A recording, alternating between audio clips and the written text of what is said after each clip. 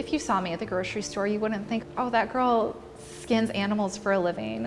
Hi, I'm Mickey. If I had to take all the things that I love to do and summarize them into one job title, I would call myself a specimen artist. I have a box of squirrels, I have a box of rats, I have a fox, some baby beavers, mink, lizards, pheasant chicks, ducklings, geese. I have a big snake, 4 baby emus, a sparrow, a starling, a bunch of pigeons. Thank you all so much for signing up for my class. My name is Mickey.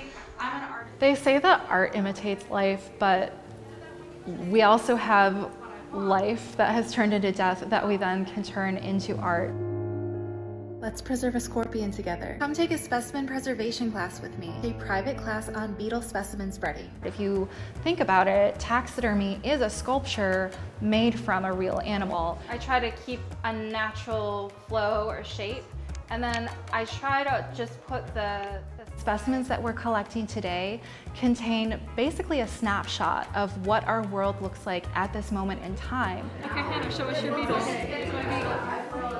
Let's get into it. So just be gentle with your specimen. You aren't gonna kill it because it's already dead. But if you hear the cracking noise and you're like, ugh, it's fine, it's normal. It's been very cool just to go from skinning a squirrel under lamplight at my friend's kitchen table to now 11 years later teaching here at the Harvard Museum of Natural History.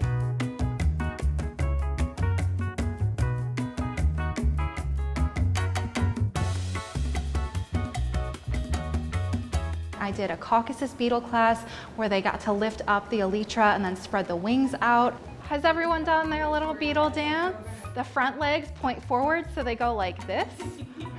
And the back 2 sets of legs point down, so they go like this.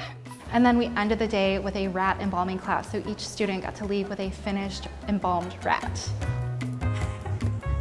I think that there are definitely stereotypes in the taxidermy industry today. It's seen as primarily white male dominated.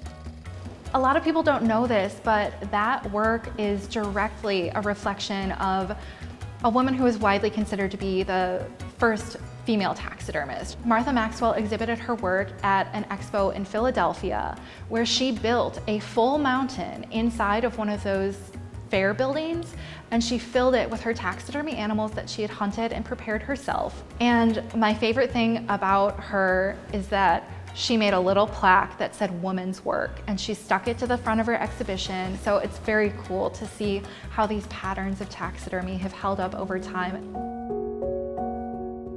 My great-grandma Mickey, who I'm obviously named after, was like the biggest champion of my work. And she had these framed butterflies on the wall of the guest room when I was a kid.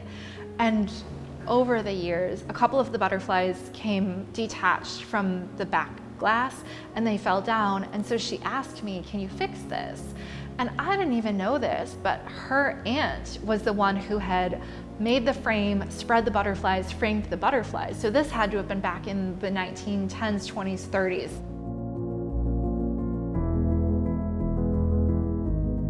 So she actually got to come to one of my classes, and we spread butterflies together that matched the same color tones.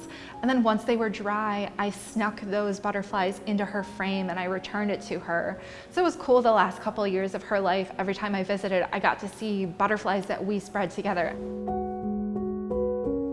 What I'm doing right now is beyond my wildest dreams. Taxidermy and specimen preservation are in my blood, whether I realized it when I started doing this or not.